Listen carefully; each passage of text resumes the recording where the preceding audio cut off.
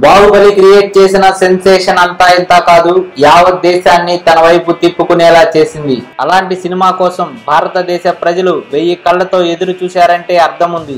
ఇది భారతీయులకు కనెక్ట్ అయ్యే సినిమా కనుక.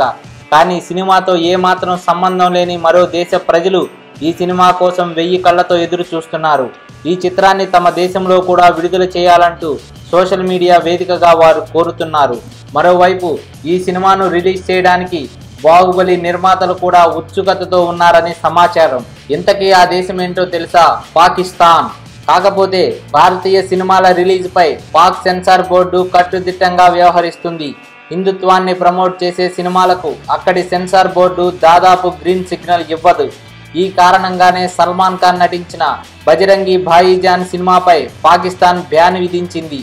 ఇక బాహుబలి 2 విషయానికి వస్తే హిందూ దేవుళ్లకు సంబంధించిన కొన్ని సన్నివేశాలు ఈ చిత్రంలో ఉన్నాయి. ఈ నేపథ్యంలో ఈ సినిమాపై అక్కడి సెన్సార్ బోర్డు ఏ విధంగా స్పందిస్తుందో వేచి చూడాలి. ఒకవేళ గ్రీన్ సిగ్నల్ ఇస్తే దాయాది దేశంలో కూడా మన తెలుగు సినిమా విశ్వరూపం చూపించడం ఖాయం.